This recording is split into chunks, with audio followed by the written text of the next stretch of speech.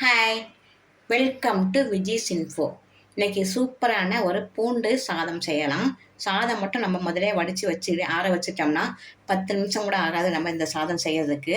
பூண்டு ஒரு 100 கிராம் நல்லா உரித்து வச்சுருக்கேன் பாருங்கள். இது நல்ல நாட்டு பூண்டு, அதனால் கொஞ்சம் காட்டமாக இருக்கும். அதனால் கொஞ்சம் இதில் உப்பை போட்டு நம்ம இதை நல்லா கிளறிக்கிறோம். நல்லா கிளறிட்டு 1-2 நம்ம இப்போ தட்டிக்கலாம். இதை இப்போது மிளகு ஒரு 10 மிளகு எடுத்து வச்சுருக்கேன். நல்லா 1-2 தட்டி வச்சுருக்கேன்.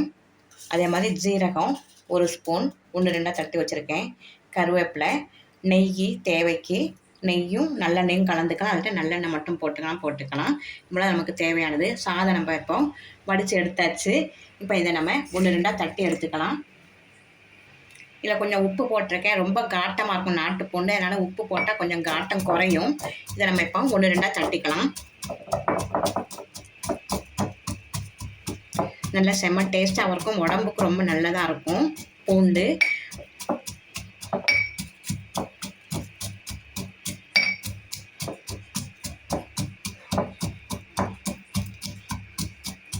பாருங்கள், 1-2 நல்லா தட்டி எடுத்தாச்சு. இப்படி தட்டினா போதும், ரொம்ப நைஸாக தட்ட வேண்டாம். 1-2 தட்டிக்குவோம், அவ்வளோதான். இப்போ நம்ம இதை எண்ணெயில் போட்டு நல்லா வதக்கிடலாம். அடுப்பில் கடாய் வச்சுருக்கேன். கடாய் நல்லா சூடாகிடுச்சு. இப்போ நம்ம இதில் நெய் விட்டுக்கலாம். ஒரு 2 ஸ்பூனு ஃபஸ்ட்டு நெய் விட்டுக்கலாம்.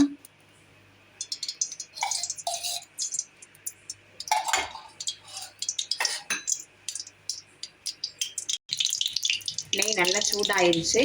இப்போ நம்ம தட்டி வச்சுருக்க பூண்டை போட்டுடலாம். நல்ல நெய்யில் இந்த பூண்டு வதங்குறப்ப நல்லா வாசமாக இருக்கும், நல்ல நறுமணமாக இருக்கும். இதை கொஞ்சம் நல்லா ப்ரௌன் கலர் வர வரல வதக்கிக்கலாம்.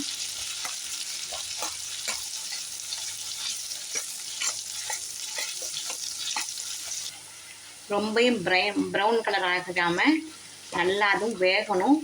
ரொம்பவும் ப்ரௌனும் ஆகிடக்கூடாது. நல்லா பதமாக நல்லா வெந்த பிறகு நம்ம தட்டி வச்சுருக்கிற மிளகும் ஜீரமும் எடுத்து போட்டுக்கலாம். கொஞ்சம் நல்லா வதங்கட்டும். இந்த அளவு வெந்தால் போதும். இப்போ நம்ம தட்டி வச்சுருக்கிற மிளகு ஜீரகத்தை போட்டுடலாம். மிளகு ஜீரகம், இந்த கருவேப்பிலை பாதி கருவேப்பிலை இப்போ போட்டுவோம்.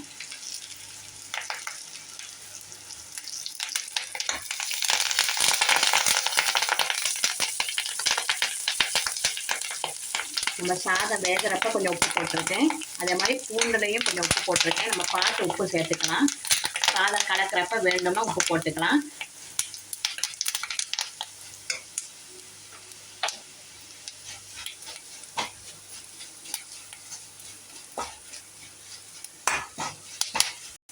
இப்போ நம்ம எடுத்து வச்சிருக்கிற சாதம் நல்லா ஆறிடுச்சு. இதை போட்டு கலந்துக்கலாம்.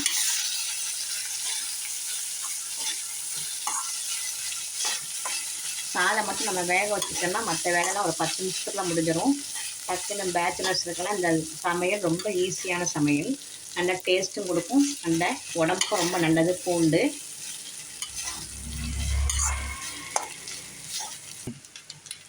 நல்லா கலந்து விட்டுட்டே இருக்கலாம். இப்போ எடுத்து வச்சுருக்கேன் மீதி கருவேப்பிலையும் போட்டோம்னா பூண்டு சாதம் ரெடி. இதை நீங்கள் நல்லெண்ணெயும் விட்டு செய்யலாம். நான் நெய் விட்டுருக்கேன்.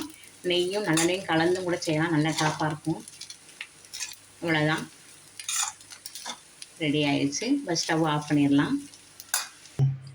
சூப்பரான பூண்டு சாதம் ரெடி ஆயிடுச்சு. இதுக்கு நான் தொட்டுக்க மஷ்ரூம் சாப்ஸ் வச்சுருக்கேன். மஷ்ரூம் சாப்ஸ் ஒருத்தர நான் வீடியோ போடுறேன், பார்த்துக்குங்க.